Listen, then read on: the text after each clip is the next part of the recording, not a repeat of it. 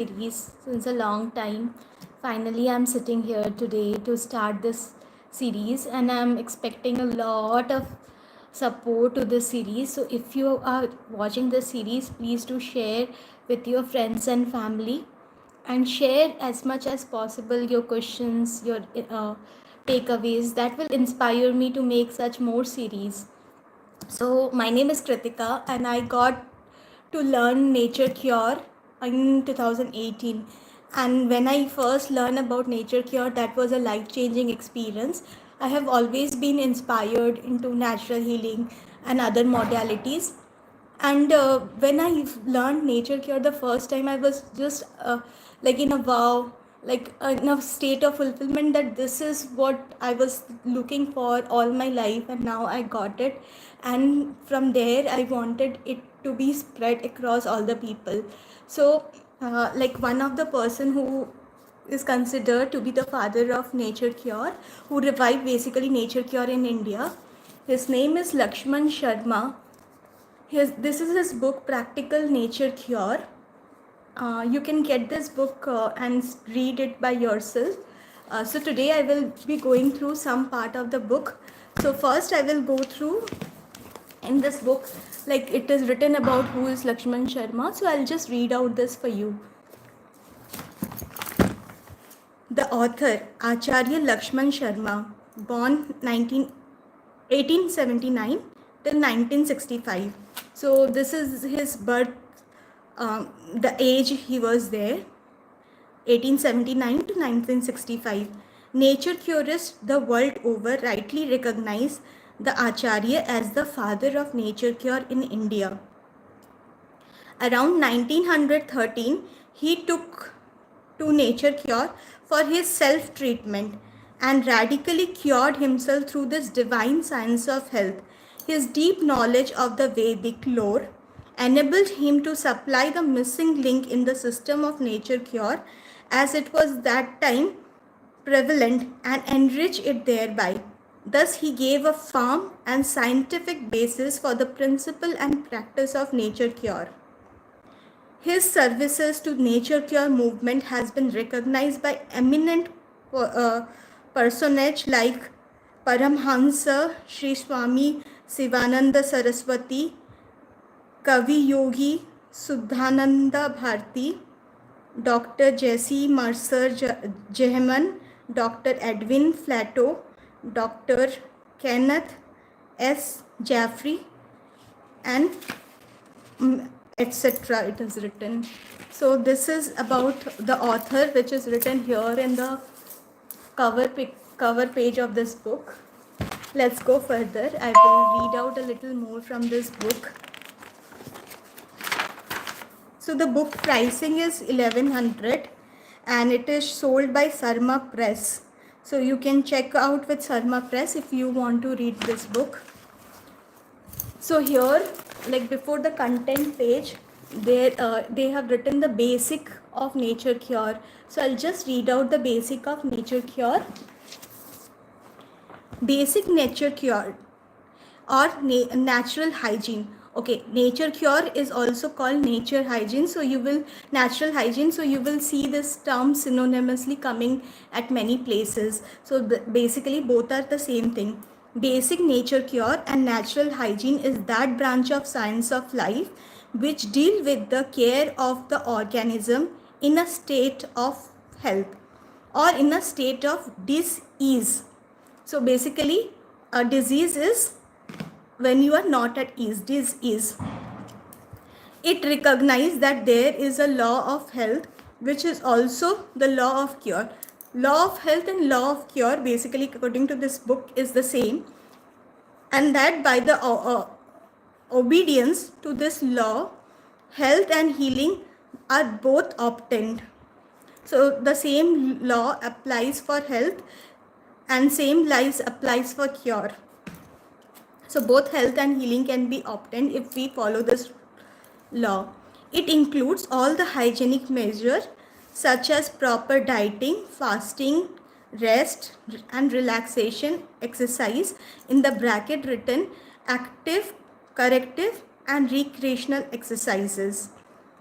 pranayama, sunbathing and hydrotherapy, which form part of the fivefold medicine.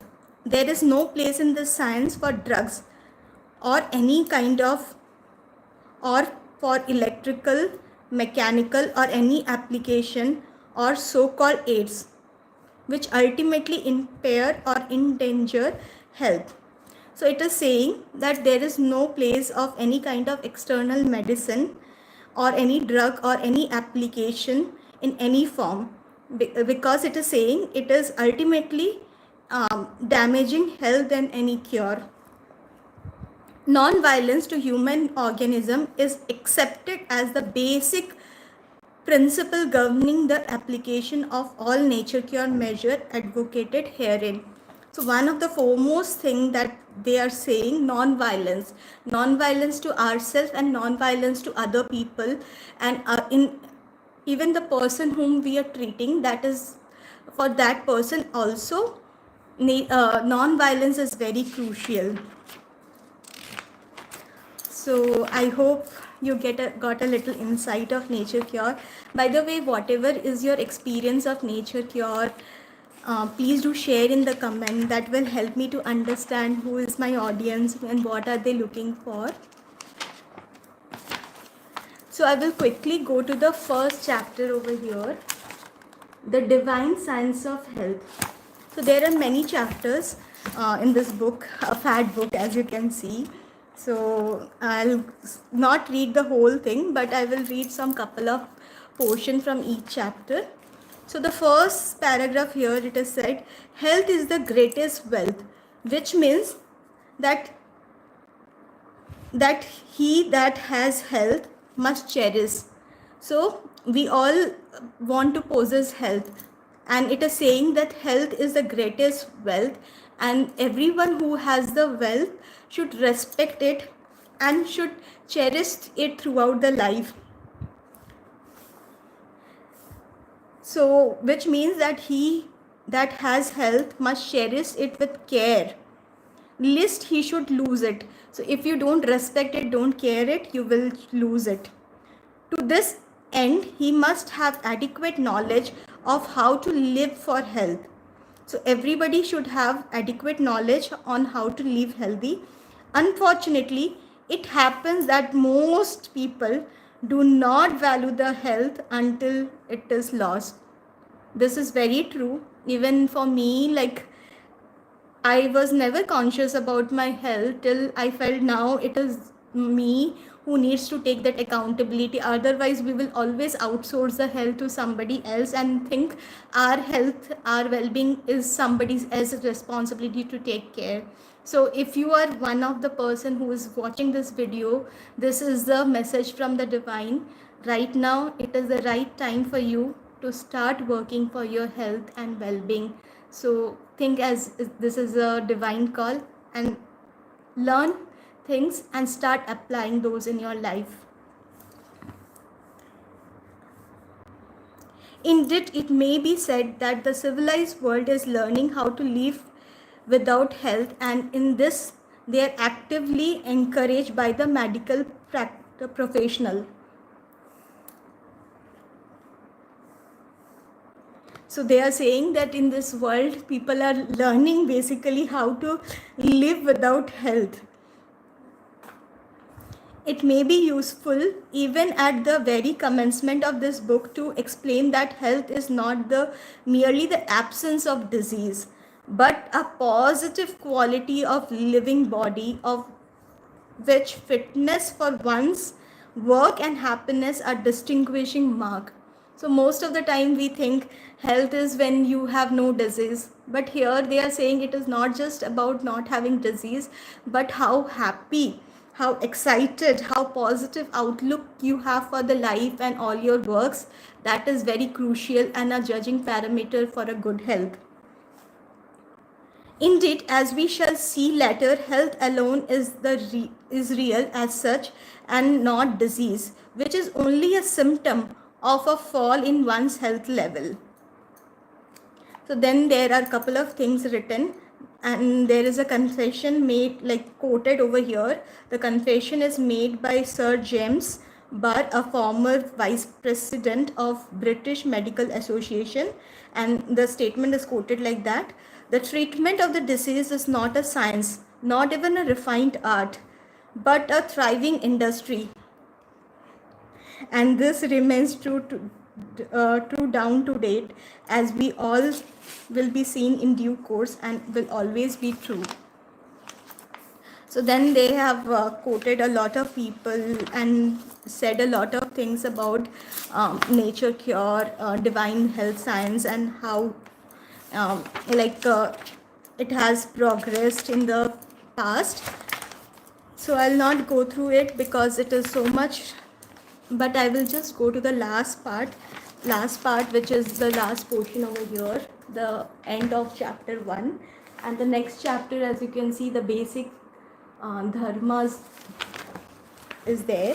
So I'll just read this last part.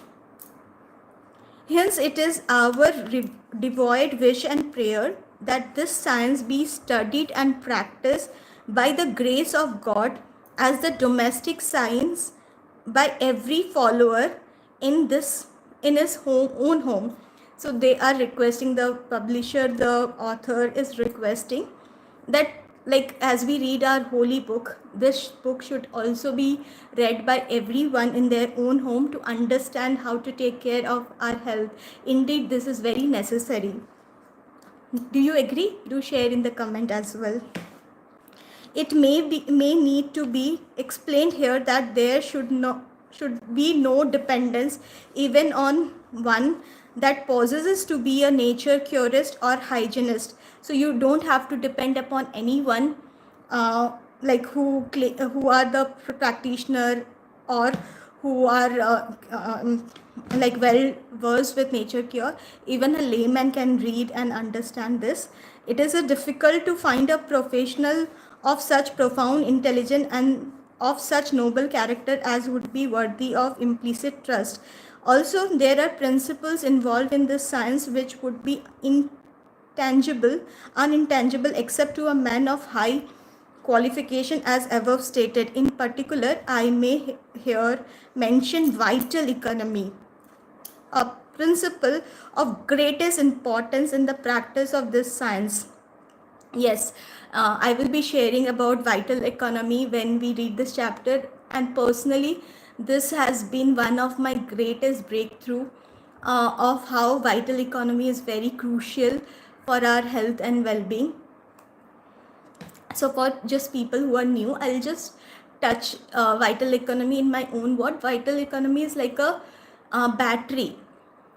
We are getting this at the time of conception, and this battery is there throughout our life till the very end of our life when we die.